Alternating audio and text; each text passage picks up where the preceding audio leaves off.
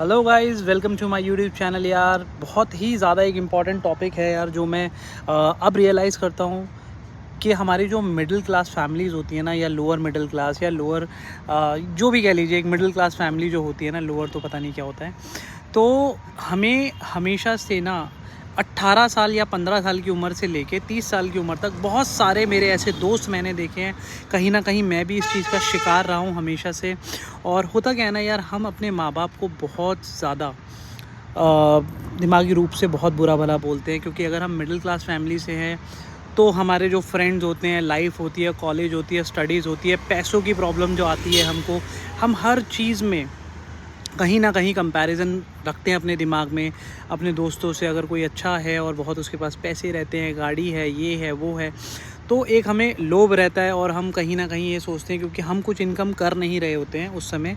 बहुत ही रेयर जो इस कैटेगरी के जो बच्चे होते हैं या फिर जो यूथ होते हैं, वो बहुत कम होते हैं जो सक्सेसफुल हो जाते हैं कम उम्र में। ठीक है, आधे से ज़्यादा देखो, मैंने भी एक बहुत लंबा पीरियड ना, मैंने अपने पेरेंट्स को बुरा भला बोलते हुए ही निकाला है। मतलब अगर मैंने सामने नहीं बोला तो कभी ना कभी मेरे अंदर वो बात रही है हमेशा। या कभी भी अगर कहीं से भी मुझे नीचा देखने को मिला है, कहीं से कोई कमी मिली है, और माँ बाप अगर जैसे कुछ नहीं कर पा रहे हैं मेरे लिए, तो बहुत ज़्यादा एक ना ग्रज रहा है अंदर, और बहुत मतलब उल्टा सीधा बोल भी दिया है। कभी माँ बाप से लड़ाई होती है तो हम उन्हें जो मर्ज़ी बोल देते हैं। यार प्लीज़ प्लीज़ प्लीज़ अपने माँ बाप को बिल्कुल बुरा भला मत बोलो भाई, क्योंकि जब आप पेरेंट्स बन जाओगे, देखो मैं अब एक बच्चे का पेरेंट हूँ, मुझे समझ आती है आज वो सारी चीज़ें। हर माँ बाप ने अपने कैपेसिटी के हिसाब से सबसे बेस्ट किया होता है यार। उस समय उनके पास जितनी अपॉर्चुनिटीज़ अवेलेबल थी, उन्होंने उसमें जो बेस्ट कर सकते थे आपके लिए वो ट्राई किया है।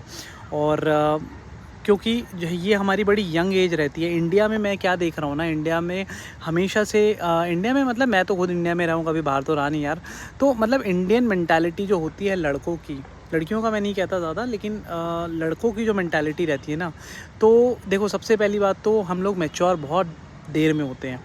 मुझे ऐसा लगता है कि 30 के बाद जाके थोड़ी बहुत मैच्योरिटी आना हमें शुरू होती है। और हम जो ये कहते हैं ना 25 साल के हो गए हैं, 18 साल के हो गए हैं, 30 साल के हो गए हैं, भाई मेरा विश्वास मानो, 30-30 साल के लड़कों को जानता हूँ मैं, जिनमें धेले भर की अकल भी नहीं है। मतलब इतने इमेच्योर है, और हरकतों में, बातों में आप खुद विश्वास नहीं करोगे यार, ये 30 साल का हो रहा है। आप उसको रियलाइज़ कराओगे, भाई तू 30 साल का हो गया और कैसी बातें करता है भाई तू, बिल्कुल बालकों वाली, बच्चों वाली। और बच्चे भी बहुत समझदार हो गए हैं, कभी कभी ऐसे बच्चे भी हैं जो बहुत समझदार हो गए। तो भाई इंडिया में जो लड़कों की जो मेंटली जो डेवलप होते हैं ना, वो बहुत स्लो रेट है। ये मेरे साथ भी था। और मेन मुद्दे की बात ये यार, देखो हम लोग इंडिया में, एक तो हमारा जो पेरेंटिंग कल्चर है ना, वो ऐसा ही है कि हमारे पेरेंट्स ही हमें अपने साथ रखते हैं, पेरेंट ही हमें आपसे जोड़ के रखते हैं। तो पेरेंट्स खुद ही हमें अपने साथ लेके चलते हैं, और ये बहुत अच्छी बात है। फ़ॉरेन के कल्चर आप जानते हो, जैसे आप 18 के हो, वहाँ के बच्चे खुद ही भागना चाहते हैं और वो छूट के चले जाते हैं।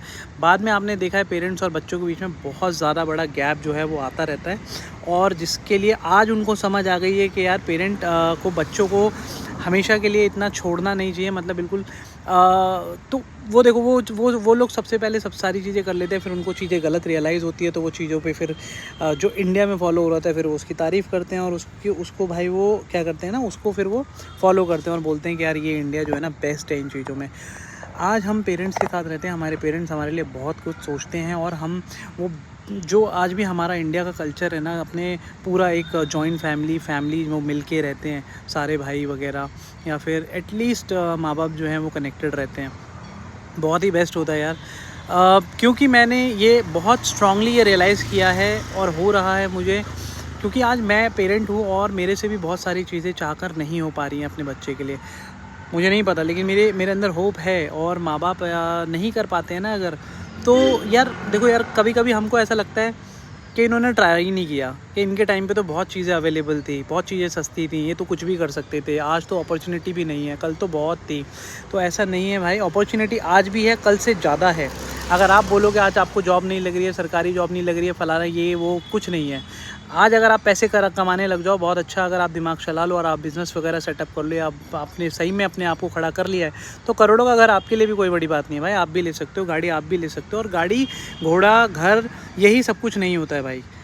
तो जिस टेंशन में हम चल रहे होते हैं ना पर्सनल अपनी लाइफ को लेके, कि यार हमारे माँ बाप ने ये नहीं किया, हमारे माँ बाप ने वो नहीं किया। तो माँ बाप को बात बात पे जो हम दोष देते रहते हैं और दिमाग में हमने उन्हें क्रिमिनल बना रखा है, या फिर ये कह लो कि बहुत ही गलत एक उपाधि दे रखी है। तो ये भाई इससे बिल्कुल बाहर आ जाओ, क्योंकि जब आपका टाइम आएगा और जब आप पेरेंट बन जाओगे ना, आप बहुत रिग्रेट करोगे उस टाइम पे कि यार हमने यार अपने माँ बाप के साथ बहुत गलत किया। तो समय रहते अगर ये अकल आ जाती है, अब जैसे कि अगर जो कोई भी भाई, मैं कह रहा हूँ चाहे 1 या 2 भी अगर ये वीडियो देखेंगे और उनको लगता है अगर ऐसी कोई प्रॉब्लम में वो चल रहे हैं, मैं सच कह रहा हूँ भाई, कुछ नहीं रखा है इन चीज़ों में। सिर्फ़ और सिर्फ आप माँ बाप से लड़ेंगे, उनको दुख देंगे और कहीं ना कहीं पाप के भोगी तो बनेंगे, ठीक है, ना चाहते हुए भी। तो भाई पैसा कमाना है, आप कमाओ, आपको खुली छूट दी हुई है। पढ़ाई अगर आपने नहीं करी है, आपकी प्रॉब्लम है, ठीक है। सारी अपॉर्चुनिटी आपको मिली हुई है, भगवान ने आपको सब कुछ दिया है, जो आपके पेरेंट्स ने आपको सही भला पैदा करके यार इस दुनिया में छोड़ दिया है, ठीक है। तो आपके पास भी वो सारी कैपेबिलिटीज़ हैं, आप भी इस लायक हैं कि आप कमा सकते हैं, लाखों करोड़ों कमाओ, आपको किसी ने नहीं रोका। तो पेरेंट्स को यार, पेरेंट्स के लिए कर दो, और करके कभी उम्मीद भी मत रखना, करके कभी गाना भी मत, और सोच हमेशा ऐसी रखना कि पेरेंट्स को साथ ही लेके चलना है। बाकी अगर सिचुएशन देखो सारी सेम नहीं होती है, बट हमेशा अपने दिमाग में पॉजिटिव ही सोचना। ज़रूरी नहीं है अगर आज जब पॉजिटिव नहीं कर पा रहे हो तो गलत बात हो गई है कोई, नहीं, ऐसा कुछ नहीं है, उस गिल्ट में मत रहना। आप अगर अच्छी सोच रखते हो, कभी ना कभी ऐसा मौका आएगा और आप ज़रूर हेल्प करोगे। यार मैं भी अपने फ़ादर को बहुत गलत बोलता था, बहुत लड़ता था उनसे, और आए दिन मतलब दिमाग में भी किसी से बात होती तो मैं कहता था यार बिल्कुल अपने बाप जैसा नहीं बनना। बट ऐसा नहीं है यार, कोई भी बाप बताता नहीं है, पर उसने बहुत मेहनत करी होती है, बहुत सोचा होता है, बट वो नहीं हो पाता, हर किसी से नहीं हो पाता यार। तो इसका मतलब ये नहीं है कि वो इंसान अपराधी हो गया अगर वो आपके लिए नहीं कर पाया। जैसी ज़िंदगी आप देखो, लालच की ज़िंदगी में हम पलते हैं, बढ़ रहे हैं, आसपास हम जो देखते हैं वो लालच, हमें लगता है कि यही लालच है और यही दुनिया है। मैं छोटा था तो मैं मोबाइल फ़ोन उस समय आए थे तो मैं बहुत पीछे पड़ता था गाड़ियों के, इनके, लेकिन आज देखता हूँ मेरे पास गाड़ी है, फ़ोन है, कुछ नहीं है ये चीज़ें। पेरेंट्स आ जाएँ, कल नहीं रहेंगे। तो भाई बिल्कुल अपने पेरेंट्स को, जो लोग सोचते हैं भाई बहुत अच्छी बात है, और 4 लोगों को बताना भाई, और जो नहीं सोच रहे हैं, ये मेरा रियलाइजेशन वीडियो भी हो सकता है, बहुत पहले से ही है, और बहुत पहले से ही मैंने ये चीज़ें छोड़ दी थी कि यार पेरेंट्स को बोलना बिल्कुल नहीं है।